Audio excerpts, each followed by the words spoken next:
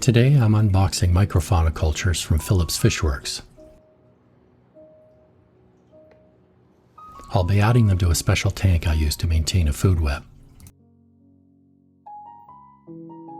I keep this special tank full of botanicals and microfauna continually fed with leaves, twigs, cones, and occasional pinches of calcium-rich shrimp and snail food. Then, when I'm setting up a new ecosystem, I can transfer a handful of materials from the food web to seed the new tank's biodiversity and help it get established more quickly. Microflora, microfauna, biofilm, beneficial bacteria, these populations will all get a kickstart by seeding from the food web. It's also fun just watching the little critters in the microfauna tank itself. The ones large enough to see, anyway. Busy copepods, wriggly worms, dancing water fleas. But most of the life in the web is microscopic and the foundation of the food web. The shipment included a heating pack and a pottery decoration. It was well packed and well insulated.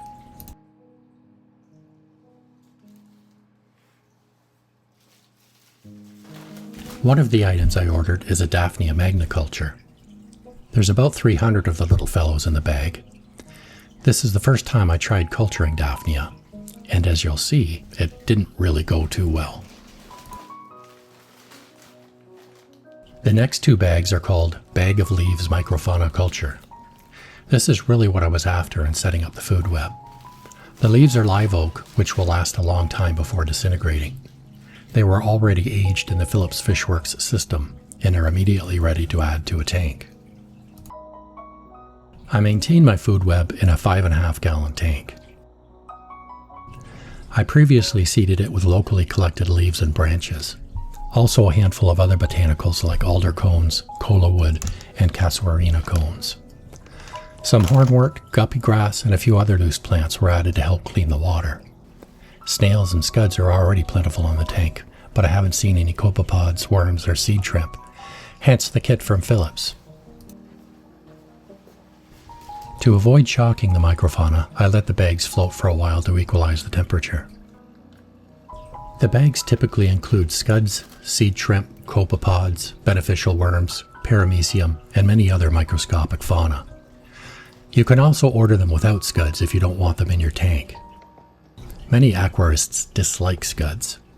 I like them in tanks where I have fish that will eat them, but I don't like them in my shrimp tanks where they compete with the baby shrimps. Unfortunately, they don't care one whit whether I like them or not. They are in all my shrimp tanks and are nearly impossible to get rid of. If I add a fish to eat them, the fish will also eat the baby shrimp. So I'm left with trapping them out with blanched vegetables and putting them in a fish tank to add to its biosphere. So I guess it all works out okay. For a tank to become a truly resilient ecosystem, it needs to go beyond just being cycled and become seasoned. Cycled just means the tank has enough beneficial bacteria to handle the nitrogen cycle. Seasoned means the tank has become a mature, well-established ecosystem with a diverse community of microorganisms and the biofilm and detritus layers required to support them. Starting a tank from scratch with no seeding, it will take many, many months, or even years, to become seasoned. By kickstarting the process from an established food web, that time is reduced to a month or two at most, in my experience.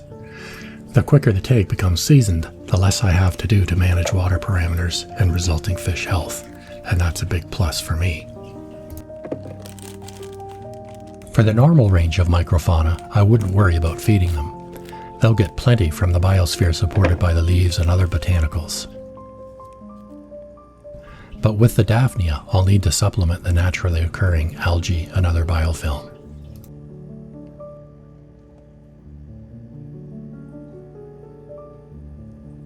For that, I'm using some chlorella powder.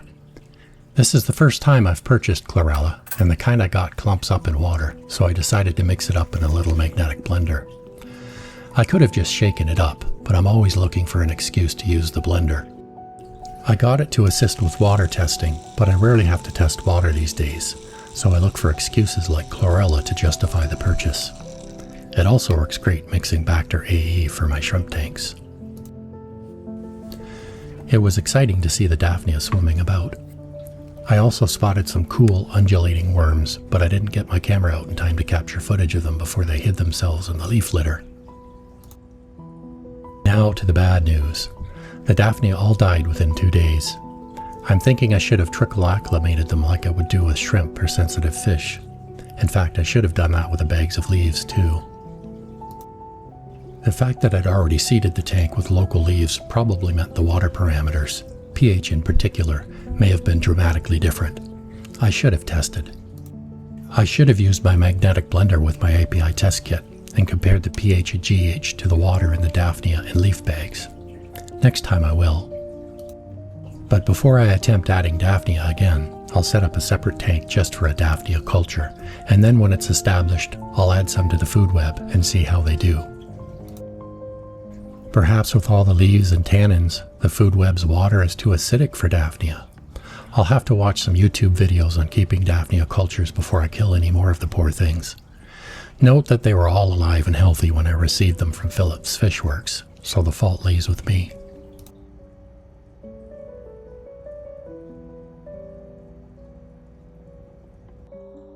In the meantime, though, the microfauna is thriving, and I've already used it in 2 new builds. I added a handful from the food web to a new biotope tank based on a palm swamp in Papua, Indonesia. I'm setting it up for some red neon blue eyes, Pseudomugel luminatus. Note that the botanicals in the food web tank are not specific to any biotope or region, so they don't necessarily belong in the new biotopes I'm creating. I'm not worried though. The original botanicals that seeded the tanks will be buried under biotope-specific species of botanicals and will eventually be consumed by the microfauna. The palm swamp is coming along nicely. Lots of microfauna activity as it seasons. I added another handful to a new Sri Lanka biotope I'm setting up for cherry and ruby barbs and barred danios. Naturally, using handfuls to seed my new tanks reduced the stock of leaves and microfauna in my food web, so it needed replenishing. I ordered the original microfauna from Phillips, partly because it was the dead of winter here and it would be difficult to collect my own, and partly because I wanted a good range of helpful and not harmful microfauna that Phillips Fishworks provides. Now that I have a good colony, and there is no more ice on the creek nearby, I decided to collect wild microfauna to add to the tank. This involved heading out to the creek and finding a spot full of slimy, waterlogged leaves and detritus, and grabbing a handful.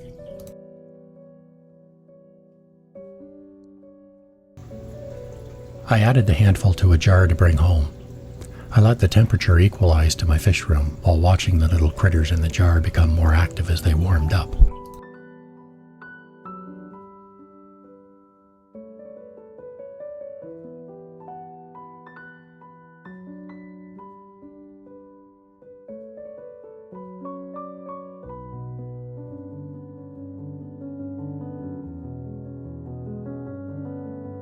Note the huge planarian.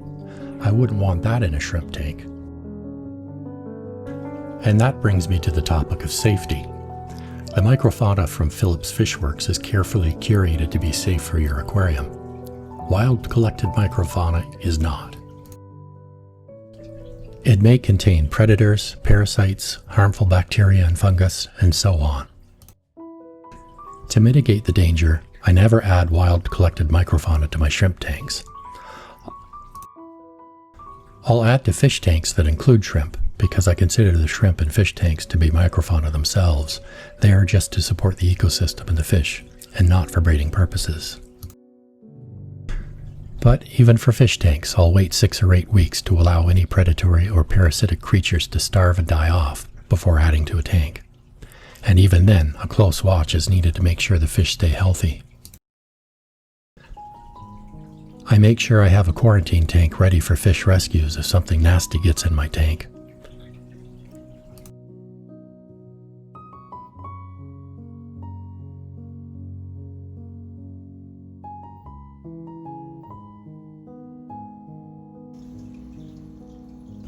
If you want to set up a food web, you can play it safe and order from Philips or another reputable microfauna supplier.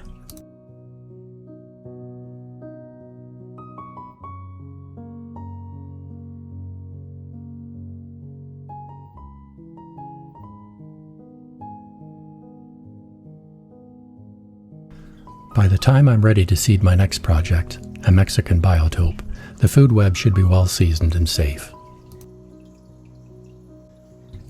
Thanks for watching, and happy fish keeping.